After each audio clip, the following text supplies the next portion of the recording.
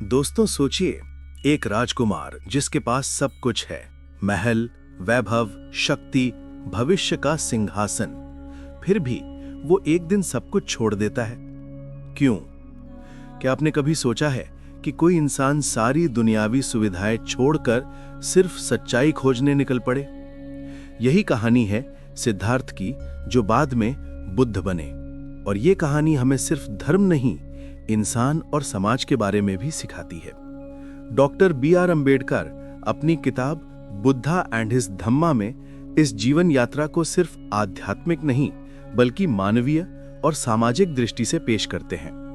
उनके शब्दों में बुद्ध की कहानी सिर्फ एक धार्मिक कथा नहीं बल्कि एक सोशल रिफॉर्म मूवमेंट की नींव है। इस वीडियो में हम बुद्ध की जिंदगी, उनके धम्म और उनके विचारों को देखेंगे और ये भी समझेंगे कि आज की जिंदगी में उनकी सीख को कैसे लागू किया जा सकता है। अध्याय 1। सिद्धार्थ गौतम कपिलवस्तु के राजा शुद्धोधन के पुत्र थे। महल में उनका बचपन वैभव और सुख सुविधाओं से भरा था, लेकिन डॉक्टर अंबेडकर लिखते हैं कि ये वैभव उनके भीतर की जिज्ञासा और बेचैनी को दबा नहीं सका। राजा ने उन्हें दुख और तकलीफ की हकीकत से दूर रखने के लिए महल को एक सुनहरे पिंजरे की तरह बना दिया। हर तरफ नाच गाना, खेल तमाशा और सुख सुविधाएं थीं, ताकि सिद्धार्थ कभी ये न सोचें कि जीवन में दुख भी है। लेकिन क्या आप मानते हैं कि सिर्फ सुख इंसान को संतुष्ट कर देता है, या फिर दुख और जिज्ञासा ही हमें बदलने की ताकत देते हैं? एक दिन सिद्धार्थ महल से बाहर निकले और उन्होंने 4 दृश्य देखे।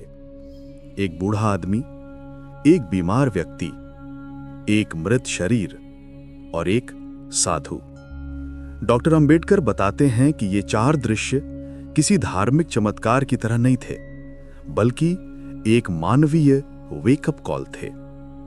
इन दृश्यों ने सिद्धार्थ को यह एहसास कराया कि जीवन में सिर्फ सुख नहीं बल्कि बुढ़ापा, बीमारी और मृत्यु जैसी सच्चाइयां भी हैं। हम में से भी कई लोग किसी हादसे या अनुभव से अचानक जाग जाते हैं कि जीवन सिर्फ मौज मस्ती नहीं है, कुछ गहरा भी है। क्या आपके साथ भी ऐसा हुआ है? कमेंट में बताइए वो कौन सा अनुभव था जिसने आपकी सोच बदल दी। चौथे दृश्य में उन्होंने एक साधु को देखा, शांति में लीन, आसपास के दुख से अप्रभावित। ये साधु सिद्धार्थ के लिए उम्मीद का प्रतीक बन गया। अंबेडकर लिखते हैं कि यही वो क्षण था जब सिद्धार्थ ने समझ लिया कि जीवन की समस्याओं से भागने के बजाय उनका हल ढूंढना होगा। सोचिए, बूढ़ा, बीमार और मृतक देखकर डर या निराशा आ सकती थी, लेकिन साधु देखकर दिशा मिली। क्या आपने कभी किसी व्यक्ति को देखकर सोचा है, हाँ, यही है वो रास्ता? इन 4 दृश्यों ने सिद्धार्थ के जीवन को पूरी तरह बदल दिया। ये वो बिंदु था जहां राजकुमार के भीतर एक खोजी इंसान जन्मा। डॉक्टर अंबेडकर के मुताबिक ये घटना हमें ये भी सिखाती है कि बदलाव अक्सर एक गहरे अनुभव से शुरू होता है। अगर हम अपनी रोजमर्रा की जिंदगी में ये याद रखें कि हर सुख अस्थायी है और हर दुख हमें कुछ सिखा सकता है, तो शायद हम भी अपने जीवन में बुद्ध के मार्ग की झलक पा सकें। दोस्तों, ये तो था बुद्ध की जिंदगी का पहला बड़ा मोड़, 4 दृश्यों का सामना।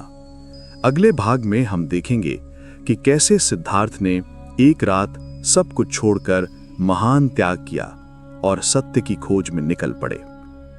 अध्याय 2। दोस्तों सोचिए, अगर आपकी जिंदगी में सब कुछ हो, परिवार, प्यार, धन, प्रतिष्ठा, शक्ति, और एक रात आप ये सब छोड़कर निकल पड़े सिर्फ एक सवाल की जवाब की तलाश में कि जीवन का असली अर्थ क्या है, क्या आप ऐसा कर पाएंगे? सिद्धार्थ ने किया, और यही वो क्षण था जिसे डॉक्टर अंबेडकर इतिहास का क्रांतिकारी मोड़ कहते हैं। सिद्धार्थ दिन रात सोच में डूबे रहते थे। 4 दृश्यों ने उनका मन बदल दिया था। महल के उत्सव अब उन्हें खाली लगते। डॉक्टर अंबेडकर लिखते हैं कि यह सिर्फ एक धार्मिक संकट नहीं था बल्कि अस्तित्व का संकट था। सिद्धार्थ ये समझ चुके थे कि चाहे कितनी भी सुख सुविधाएं हों, बुढ़ापा, बीमारी और मृत्यु हर किसी को छूती है। उस रात महल में सब सो रहे थे। यशोधरा, छोटा राहुल, सेवक, लेकिन सिद्धार्थ जाग रहे थे। उनके मन में एक ही विचार था कि क्या मैं अपने परिवार के लिए महल में रहूं या मानवता के लिए बाहर निकलूं। क्या आपने कभी ऐसा महसूस किया है कि आपकी आत्मा आपसे कोई बड़ा कदम उठाने को कह रही हो, भले ही वो आपके आराम को तोड़ दे? रात के अंधेरे में सिद्धार्थ ने यशोधरा और बेटे राहुल को सोता छोड़ दिया। वो महल के मुख्य द्वार पर पहुंचे, घोड़े पर सवार हुए और अपने सेवक चन्ना से कहा कि आज से मैं राजकुमार नहीं, एक खोजी यात्री हूं। डॉक्टर अंबेडकर बताते हैं कि यह त्याग किसी आध्यात्मिक भागने की कहानी नहीं, बल्कि सत्य की खोज थी। यह त्याग इसलिए था क्योंकि वो इंसान और समाज के दुख का हल चाहते थे। उनका यह निर्णय हमें यह भी सिखाता है कि कभी-कभी सबसे बड़ा प्रेम छोड़ने में होता है, पकड़कर रखने में नहीं। सोचिए कितना कठिन होगा सब कुछ छोड़ना, खासकर अपना बच्चा और पत्नी। क्या आप ऐसा कर सकते हैं अगर आपको लगता है कि आप किसी बड़ी सच्चाई की तलाश में हैं? महल छोड़ने के बाद सिद्धार्थ ने कई गुरुओं के पास शिक्षा ली। उन्होंने कठोर तपस्या की, भूखे प्यासे रहे, शरीर को पीड़ा दी, लेकिन उन्हें उत्तर नहीं मिला। डॉक्टर अंबेडकर यहां ये दिखाते हैं कि बुद्ध ने आंख बंद करके किसी परंपरा को नहीं माना। उन्होंने हर रास्ता सवालों से जांचा। ये हमें भी सीख देता है कि किसी भी सिस्टम या आइडिया को आंख मूंद कर मत मानो। खुद अनुभव करो, समझो और फिर तय करो। क्या आपने कभी सोचा है कि आपके जीवन में कौन सी मान्यताएं सिर्फ आदत से हैं और कौन सी सचमुच अनुभव पर आधारित हैं? सिद्धार्थ इतने कमजोर हो गए कि एक दिन बेहोश हो गए। उन्हें एहसास हुआ कि सत्य पाने के लिए शरीर को तोड़ना जरूरी नहीं, बल्कि संतुलन जरूरी है। ये वही क्षण था जब उन्होंने तय किया कि वो ना भोग में डूबेंगे, ना ही अति तपस्या में। यहीं से मध्यम मार्ग का बीज पड़ा, वही मार्ग जो आगे चलकर अष्टांगिक मार्ग बना। डॉक्टर अंबेडकर कहते हैं कि ये बुद्ध की सबसे बड़ी सीख थी। संतुलन ही सत्य की ओर ले जाता है। क्या आपके जीवन में भी कभी ऐसा अनुभव हुआ है जब आपने दोनों अतियों को छोड़कर बीच का रास्ता अपनाया हो? महान त्याग और तपस्या का ये दौर हमें ये सिखाता है कि आंतरिक सच्चाई की खोज आसान नहीं होती। इसके लिए साहस, आत्मबल और सवाल पूछने की हिम्मत चाहिए। बुद्ध का ये चरण हमें ये भी याद दिलाता है कि कोई भी महान परिवर्तन व्यक्तिगत स्तर से शुरू होता है। अगर आप अपने जीवन के महल यानी कंफर्ट जोन से बाहर निकलें, तभी आप अपनी असली ताकत को पहचान सकते हैं। क्या आप भी मानते हैं कि ग्रोथ हमेशा कंफर्ट जोन के बाहर होती है? दोस्तों, ये तो था सिद्धार्थ के जीवन का दूसरा बड़ा मोड़, महल छोड़कर सत्य की खोज में निकलना और मध्यम मार्ग की ओर बढ़ना। अगले भाग में हम देखेंगे कि कैसे बोधि वृक्ष के नीचे उन्हें वो ज्ञान मिला जिसने उन्हें बुद्ध बना दिया, और कैसे 4 आर्य सत्य और अष्टांगिक मार्ग उनकी शिक्षा का आधार बने। अध्याय 3। दोस्तों, सोचिए, आपने सब कुछ छोड़ दिया, सालों तपस्या की, हर गुरु से सीखा, फिर भी जवाब नहीं मिला। लेकिन एक रात आप एक पेड़ के नीचे बैठते हैं और अचानक सब साफ हो जाता है। क्या आपने कभी ऐसा क्षण महसूस किया है जब सब कुछ एकदम स्पष्ट हो जाए? सिद्धार्थ के लिए यह क्षण बोधि वृक्ष के नीचे आया। डॉक्टर अंबेडकर इस रात को मानव इतिहास का सबसे बड़ा मोड़ कहते हैं। सिद्धार्थ ने तय किया कि जब तक सत्य नहीं मिलेगा तब तक उठेंगे नहीं। उन्होंने मध्यम मार्ग अपनाया, न अति भोग न अति तपस्या। इस संतुलन की अवस्था में उन्होंने गहरी ध्यान साधना की।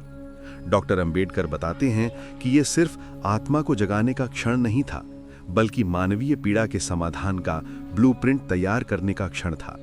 सोचिए, अगर आपको भी ऐसा कोई ब्लूप्रिंट मिल जाए जो जीवन की उलझनों का हल दे सके, तो कैसा लगेगा? रात गहराती गई। ध्यान की अवस्था में सिद्धार्थ ने जीवन और मृत्यु का रहस्य समझा। उन्होंने देखा कि दुख का कारण क्या है, उसका अंत कैसे हो सकता है और उससे मुक्ति का रास्ता क्या है।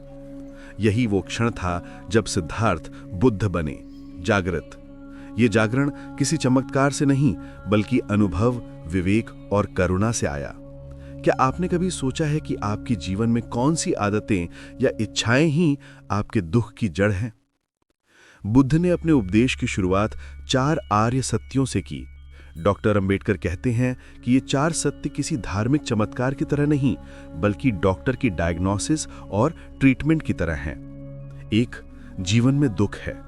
हर इंसान बूढ़ा होगा, बीमार होगा, किसी को खोएगा। 2. दुख का कारण तृष्णा यानी लालसा है। हमारे अनंत इच्छाएं ही हमें बांधती हैं। 3. दुख का अंत संभव है। इच्छाओं पर काबू पाकर हम मुक्त हो सकते हैं। 4. दुख के अंत का रास्ता अष्टांगिक मार्ग है। सही दृष्टि, सही संकल्प, सही वचन, आगे ये पूरा मार्ग। सोचिए, ये सिर्फ दर्शन नहीं, बल्कि एक प्रैक्टिकल प्लान है। जैसे कोई डॉक्टर कहता है, ये बीमारी है, ये वजह है, ये इलाज है। क्या आपके जीवन में भी ऐसा कोई पैटर्न है जिसे पहचान कर आप दुख कम कर सकते हैं? डॉक्टर अंबेडकर लिखते हैं कि बुद्ध का ज्ञान कोई दिव्य उपहार नहीं था, बल्कि एक मानवीय समझ थी। इसका मतलब था कि हर इंसान अपने अनुभव, विवेक और करुणा से जाग सकता है। बुद्ध का यह संदेश लोकतांत्रिक था, किसी को भी ज्ञान से बाहर नहीं रखा गया। क्या आप मानते हैं कि ज्ञान कुछ चुने हुए लोगों का अधिकार नहीं, बल्कि हर इंसान का अधिकार है? आज भी हम दुख, चिंता और असंतोष से जूझते हैं। बुद्ध की यह समझ हमें याद दिलाती है कि समस्या की जड़ अक्सर हमारे भीतर होती है और उसका समाधान भी हमारे ही भीतर है। अगर हम इच्छाओं को समझ लें, उन्हें नियंत्रित करना सीख लें, तो जीवन हल्का हो सकता है। दोस्तों, ये था बुद्ध की यात्रा का तीसरा चरण, बोधि वृक्ष के नीचे ज्ञान प्राप्त करना और 4 आर्य सत्य की खोज। अगले भाग में हम देखेंगे कि कैसे बुद्ध ने मध्यम मार्ग और अष्टांगिक मार्ग को जीवन जीने का ब्लूप्रिंट के रूप में प्रस्तुत किया और समाज को एक नई दिशा दी। अध्याय 4। दोस्तों, सोचिए, अगर कोई आपसे कहे कि जीवन के सभी दुखों से बाहर निकलने का एक सिस्टम है जो न केवल ध्यान या पूजा पाठ बल्कि रोजमर्रा के फैसलों में भी मदद करता है, तो आप क्या करेंगे? बुद्ध ने ऐसा ही एक सिस्टम दिया, मध्यम मार्ग और अष्टांगिक मार्ग। डॉक्टर अंबेडकर इसको जीवन का ब्लूप्रिंट कहते हैं। आज हम इसी को समझेंगे। बुद्ध ने भोग और कठोर तपस्या दोनों अतियों को छोड़ा। उन्होंने महसूस किया कि अति सुख और अति त्याग दोनों ही आत्मा को बंधन में रखते हैं। उन्होंने संतुलन को चुना, मध्यम मार्ग। डॉक्टर अंबेडकर लिखते हैं कि मध्यम मार्ग कोई समझौता नहीं, बल्कि विवेक की ऊंचाई है।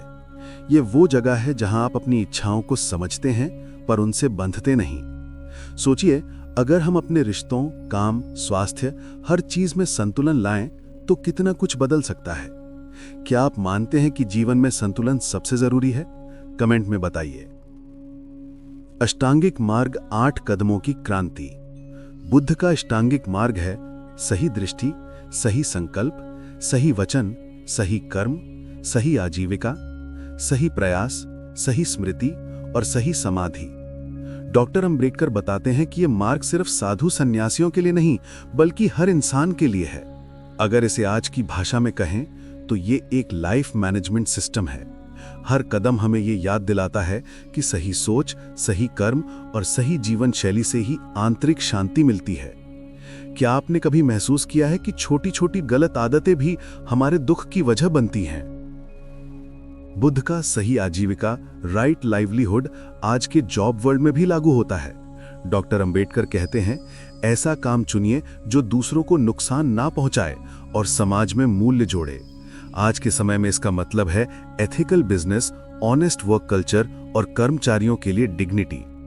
क्या आपने कभी सोचा है कि आपके काम में करुणा और एथिक्स कितनी जगह ले पाते हैं?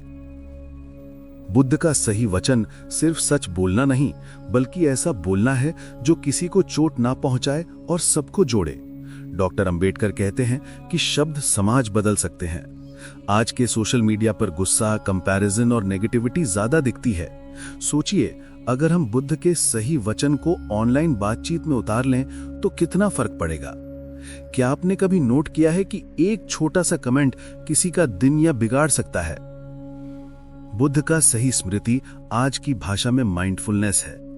हर रोज कुछ मिनट खुद के साथ बैठना, सांस पर ध्यान देना, फोन को साइड रखना, इतना सा काम आपके स्ट्रेस लेवल को आधा कर सकता है। डॉक्टर अंबेडकर कहते हैं, बुद्ध का धम्म भागना नहीं सिखाता बल्कि सच में रहना सिखाता है। क्या आप रोज कम से कम 10 मिनट खुद के साथ बिताते हैं? अष्टांगिक मार्ग हमें यह सिखाता है कि आंतरिक शांति कोई गूढ़ रहस्य नहीं बल्कि सही आदतों और सही सोच का परिणाम है। डॉक्टर अंबेडकर के मुताबिक ये मार्ग लोकतांत्रिक है, हर किसी के लिए खुला, किसी जाति या जन्म से बंधा नहीं। अगर हम अपने जीवन में भी छोटे छोटे कदम लेकर ये मार्ग अपनाएं तो समाज अपने आप बदल सकता है। कमेंट में लिखिए अष्टांगिक मार्ग की कौन सी स्टेप आपको सबसे ज्यादा प्रैक्टिकल लगती है। दोस्तों, ये था बुद्ध की यात्रा का चौथा चरण, मध्यम मार्ग और अष्टांगिक मार्ग का जन्म। अगले भाग में हम देखेंगे कि कैसे बुद्ध ने समाज में समानता, करुणा और लोकतंत्र की नींव रखी और क्यों अंबेडकर उन्हें सबसे बड़ा सामाजिक सुधारक मानते थे। अगर आपको ये वीडियो अच्छा लगा तो लाइक और शेयर कीजिए और कमेंट में बताइए आपके हिसाब से आज के समय में अष्टांगिक मार्ग की कौन सी बात सबसे ज्यादा जरूरी है। अगला हिस्सा मिस ना करें। अध्याय 5। दोस्तों, 2500 साल पहले जब समाज जाति, ऊंच नीच और कर्मकांड के जाल में बंधा हुआ था, कोई एक व्यक्ति खड़ा होता है और कहता है, इंसान सिर्फ इंसान है। क्या आप सोच सकते हैं उस दौर में यह कहना कितना साहसिक होगा? यही किया बुद्ध ने, और यही कारण है कि डॉक्टर अंबेडकर उन्हें केवल धर्मगुरु नहीं बल्कि सबसे बड़ा समाज सुधारक मानते थे। बुद्ध ने स्पष्ट कहा, कोई ऊंच नहीं, कोई नीच नहीं। उन्होंने जाति, जन्म और कर्मकांड पर आधारित धर्म को चुनौती दी। उनके संघ में हर जाति और हर वर्ग के लोग शामिल हो सकते थे। डॉक्टर अंबेडकर लिखते हैं कि यह सिर्फ धार्मिक क्रांति नहीं थी बल्कि सामाजिक क्रांति थी। बुद्ध के इस विचार ने समाज की नींव को हिला दिया, जैसे किसी ने पिरामिड के नीचे से पत्थर खींच लिया हो। सोचिए, 2500 साल पहले किसी ने कह दिया कि इंसान सिर्फ इंसान है, न ब्राह्मण न शूद्र। क्या आज भी हमें इस सोच की जरूरत नहीं है? आपके हिसाब से आज का सबसे बड़ा भेदभाव कौन सा है जिसे हमें चुनौती देनी चाहिए? बुद्ध के धम्म में किसी को ऊंच गीच नहीं, कोई जाति नहीं, कोई विशेषाधिकार नहीं। डॉक्टर अंबेडकर कहते हैं कि बुद्ध का संदेश सिर्फ इक्वालिटी नहीं बल्कि इक्वालिटी प्लस कंपैशन था। समानता बिना करुणा के सूखी हो जाती है और करुणा बिना समानता के अधूरी। क्या आपको लगता है कि हमारे समाज में आज भी करुणा और समानता दोनों की जरूरत है? बुद्ध ने संघ की स्थापना की ताकि उनका संदेश समाज के हर कोने तक पहुंचे। डॉक्टर अंबेडकर के अनुसार संघ एक तरह से डेमोक्रेटिक कम्युनिटी था। हर फैसला विचार विमर्श से होता था। यहाँ कोई ऊंचा पदस्थ नहीं, हर भिक्षु बराबर। सोचिए, जिस समय राजा प्रजा को आदेश देते थे, उस समय एक संघ का मॉडल बनाना जिसमें हर सदस्य बराबर हो, कितना क्रांतिकारी विचार था। क्या आज के समय में हमारे संस्थान इस सोच को अपना सकते हैं? बुद्ध ने महिलाओं को भी संघ में स्थान दिया। ये उस समय के लिए अभूतपूर्व था। डॉक्टर अंबेडकर लिखते हैं कि ये सिर्फ धार्मिक उदारता नहीं थी बल्कि महिला सशक्तिकरण की पहली ठोस पहल थी। क्या आपको लगता है कि महिलाओं को बराबरी का मौका देने से समाज में सबसे बड़ा बदलाव आता है? डॉक्टर अंबेडकर बार बार कहते हैं कि बुद्ध का धम्म हिंदू समाज के धर्म जैसा नहीं था। ये जाति, जन्म या कर्मकांड पर आधारित नहीं था। धम्म उनके लिए नैतिक आचरण और मानवीय कर्तव्य था। आप चाहें तो इसे आज की भाषा में ह्यूमन वैल्यूज कह सकते हैं, कंपैशन, जस्टिस, इक्वालिटी। क्या आपने कभी सोचा है कि अगर हमारा समाज सिर्फ इन 3 चीजों पर चल जाए तो कैसा होगा? बुद्ध की सामाजिक क्रांति हमें ये याद दिलाती है कि विचार तभी जिंदा रहते हैं जब वे समाज की जड़ों को छूते हैं। डॉक्टर अंबेडकर के मुताबिक बुद्ध का धम्म हमें ये सिखाता है कि बदलाव अंदर से शुरू होता है और फिर समाज तक फैलता है। अगर हम अपने घर, ऑफिस और रिश्तों में समानता और करुणा को उतार लें तो समाज अपने आप बदल सकता है। दोस्तों, ये था बुद्ध की यात्रा का 5वां चरण, उनकी सामाजिक क्रांति और डॉक्टर अंबेडकर का दृष्टिकोण। अगले भाग में हम देखेंगे कि कैसे बुद्ध के कर्म और समानता के विचार ने पुराने कर्म सिद्धांत को बदला और एक नई सोच दी, जहां हर इंसान अपने भविष्य का निर्माता खुद है। अध्याय 6। दोस्तों, अगर कोई आपसे कहे कि आपका भविष्य आपके पिछले जन्म के कर्मों से नहीं बल्कि आपके आज के इरादों और कर्मों से तय होता है, तो आपको कैसा लगेगा? यही क्रांतिकारी विचार बुद्ध ने दिया और डॉक्टर अंबेडकर ने इसे मानव स्वतंत्रता की नींव कहा। भारत में सदियों से कर्म को भाग्यवाद से जोड़ा गया था। लोग मानते थे कि अगर आप दुख झेल रहे हैं तो ये पिछले जन्म के कर्मों का परिणाम है। इससे समाज में अन्याय और भेदभाव को भी जायज ठहराया जाता था कि तुम गरीब हो तो पिछले जन्म में कुछ गलत किया होगा। डॉक्टर अंबेडकर लिखते हैं कि ये सोच इंसान को पंगु बना देती है। वो लड़ना छोड़ देता है, बदलाव की कोशिश नहीं करता। क्या आपने कभी महसूस किया है कि भाग्य पर अत्यधिक भरोसा लोगों को निष्क्रिय बना देता है? बुद्ध ने कर्म को रहस्यमय नहीं बल्कि कारण और प्रभाव के नियम की तरह देखा। उनके अनुसार कर्म का मतलब सिर्फ बाहरी क्रिया नहीं बल्कि इरादा भी है। आपका मन, आपका सोचने का तरीका, आपकी नियत, यही असली कर्म है। डॉक्टर अंबेडकर कहते हैं कि बुद्ध का कर्म सिद्धांत हमें यह ताकत देता है कि हम अपने भविष्य के निर्माता खुद हैं। सोचिए, ये विचार कितनी स्वतंत्रता और जिम्मेदारी देता है। क्या आप भी मानते हैं कि आपका आज आपके कल को बनाता है? बुद्ध के कर्म सिद्धांत ने जाति और जन्म की दीवारें तोड़ दी। अगर कर्म ही सब कुछ तय करता है और कर्म भी इरादों और वर्तमान क्रिया से तय होता है, तो कोई भी इंसान जन्म से ऊंचा या नीचा नहीं। ये विचार सीधे समाज में समानता का रास्ता खोलता है। डॉक्टर अंबेडकर लिखते हैं कि बुद्ध का ये दृष्टिकोण सामाजिक न्याय की ओर पहला कदम था। आज भी अगर हम ये मान लें कि हर इंसान अपनी क्रिया से बनता है, तो भेदभाव खत्म हो सकता है। आज की भाषा में बुद्ध का कर्म सिद्धांत हमें सेल्फ रिस्पॉन्सिबिलिटी सिखाता है।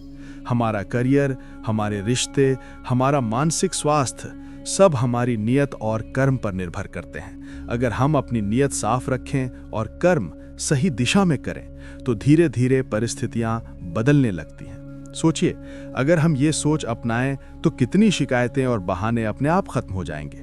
बुद्ध ने यह भी सिखाया कि कर्म का अर्थ सिर्फ मेहनत नहीं बल्कि करुणा के साथ कर्म है। आपके कर्म दूसरों को नुकसान न पहुंचाएं बल्कि उन्हें भी लाभ दें। डॉक्टर अंबेडकर कहते हैं कि यही सोच समाज को टिकाऊ बनाती है। क्या आप मानते हैं कि करुणा के बिना कर्म अधूरा है? बुद्ध का कर्म सिद्धांत हमें भाग्य के डर से मुक्त करता है और जिम्मेदारी की ओर ले जाता है। डॉक्टर अंबेडकर के मुताबिक यही विचार व्यक्ति को गुलामी से निकालकर नागरिकता और स्वतंत्रता की ओर ले जाता है। अगर हम इस सोच को अपनी रोजमर्रा की जिंदगी में अपनाएं, नौकरी में, रिश्ते में, समाज में, तो धीरे धीरे हर जगह समानता और न्याय बढ़ सकता है। अगले भाग में हम देखेंगे कि कैसे बुद्ध के संघ ने लोकतंत्र, भाईचारे और सामाजिक विकास का मॉडल दिया और क्यों अंबेडकर ने इसे आधुनिक लोकतंत्र की जड़ कहा। अध्याय 7। सोचिए, आपके विचार इतने गहरे हों कि आप सिर्फ खुद तक ही ना रखें बल्कि उन्हें लोगों के साथ साझा करने के लिए एक कम्युनिटी बनाएं और वो कम्युनिटी 2500 साल तक टिक जाए। क्या ऐसा संभव है? बुद्ध ने ये किया। उन्होंने संघ बनाया, एक ऐसा संगठन जो सिर्फ धार्मिक संस्था नहीं बल्कि लोकतंत्र और भाईचारे का मॉडल था। डॉक्टर अंबेडकर इसको भारत का पहला डेमोक्रेटिक कम्युनिटी कहते हैं। ज्ञान प्राप्ति के बाद बुद्ध ने महसूस किया कि अकेले रहना पर्याप्त नहीं है। अगर धम्म को समाज तक ले जाना है तो एक संरचना चाहिए। यहीं से संघ की शुरुआत हुई।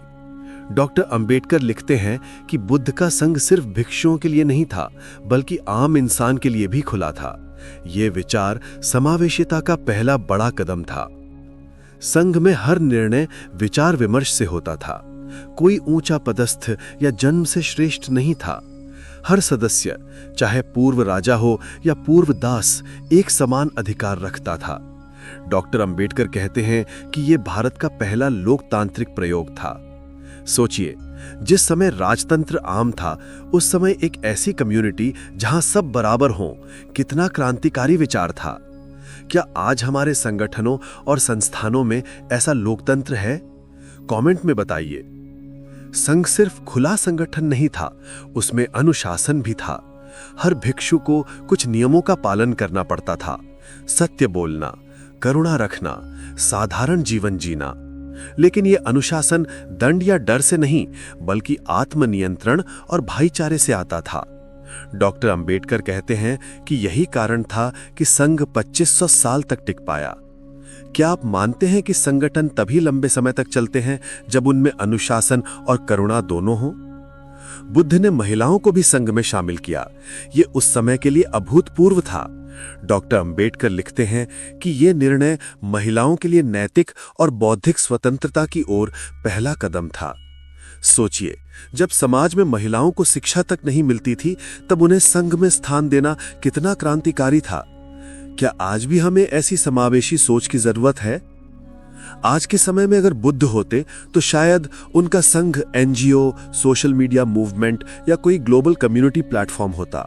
लेकिन मूल सिद्धांत वही रहते: लोकतंत्र, करुणा, समानता और सतत संवाद। डॉक्टर अंबेडकर कहते हैं कि समाज बदलने के लिए सिर्फ विचार नहीं, संरचना भी जरूरी है। यानी विचार को संस्थान में बदलो ताकि वो पीढ़ियों तक टिक सके। क्या आपने भी ऐसा देखा है कि संस्थागत बदलाव व्यक्तिगत बदलाव से ज्यादा लंबा चलता है? संघ हमें यह सिखाता है कि बदलाव अकेले नहीं, बल्कि मिलकर आता है। बुद्ध का संघ लोकतंत्र और भाईचारे का पहला स्कूल था। अगर हम अपने समाज, ऑफिस या परिवार में भी छोटे छोटे संघ बना ले, यानी ऐसे समूह जहां सब बराबर हो, संवाद हो, करुणा हो, तो समाज अपने आप बदल सकता है। अगले भाग में हम देखेंगे कि कैसे बुद्ध के धम्म को आज की जिंदगी में लागू किया जा सकता है, घर, ऑफिस, सोशल मीडिया और मानसिक स्वास्थ्य में। अध्याय 8। दोस्तों सोचिए, 2500 साल पहले बताया गया एक रास्ता अगर आज के स्ट्रेस, रिश्तों की उलझन, ऑफिस की राजनीति और सोशल मीडिया के शोर को हल करने में काम आए तो कैसा लगेगा? बुद्ध ने जो धम्म बताया था वो सिर्फ मठों और जंगलों के लिए नहीं, बल्कि घर घर, दिल दिल और समाज के लिए था।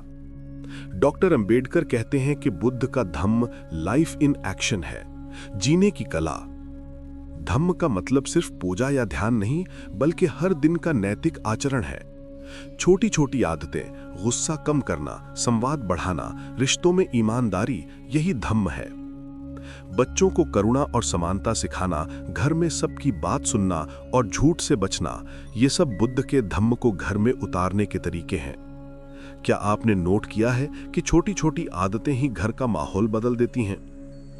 बुद्ध का सही आजीविका आज के जॉब वर्ल्ड में भी लागू होता है। डॉक्टर अंबेडकर कहते हैं कि ऐसा काम चुनिए जो दूसरों को नुकसान न पहुंचाए और समाज में मूल्य जोड़े।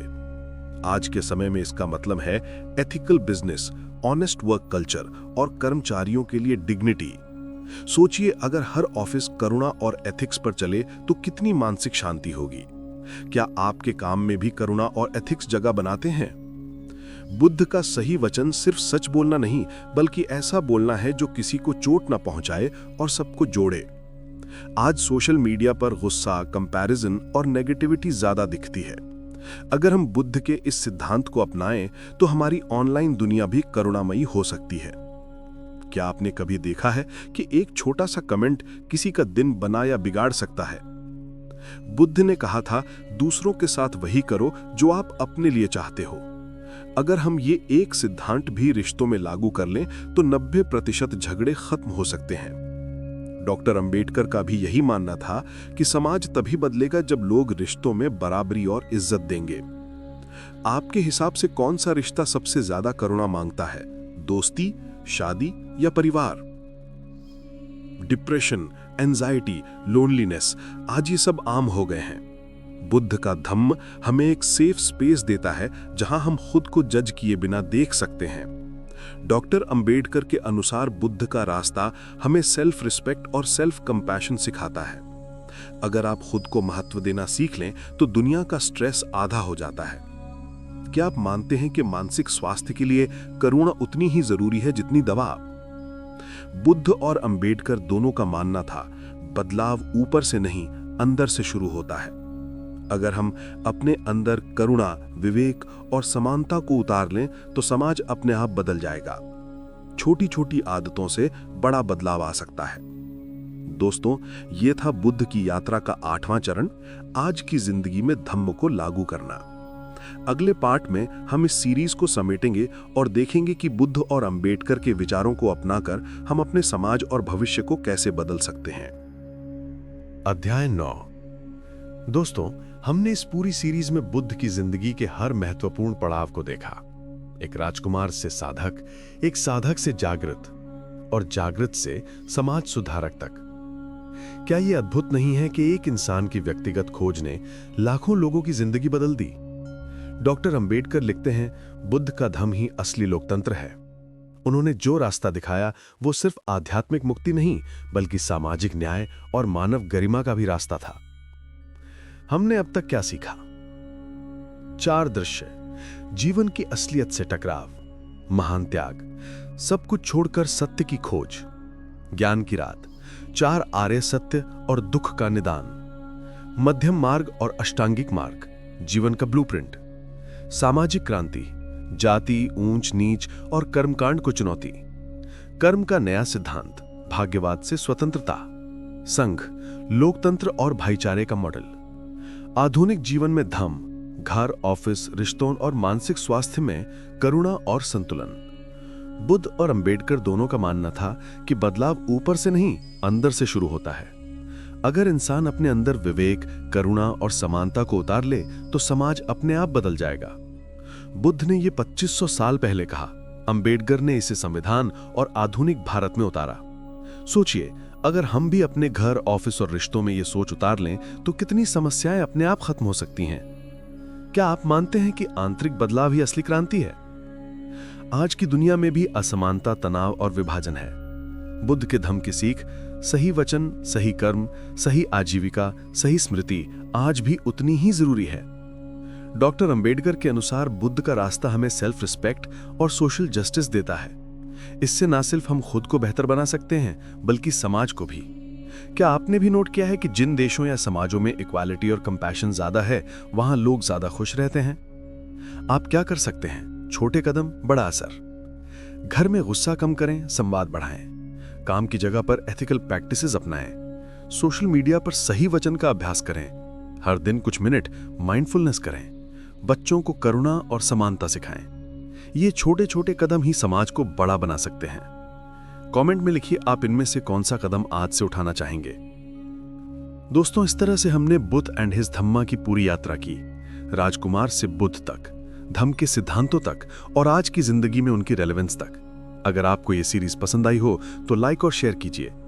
कमेंट में लिखिए कि बुद्ध के कौन से विचार को आप अपनी जिंदगी में अपनाना चाहते हैं। और हाँ, चैनल को सब्सक्राइब करना ना भूलें ताकि अगली किताब की सीरीज आप तक सबसे पहले पहुंचे। हमारी अगली वीडियो में हम एक और ऐसी किताब पर चलेंगे जिसने सोच को हिला दिया है।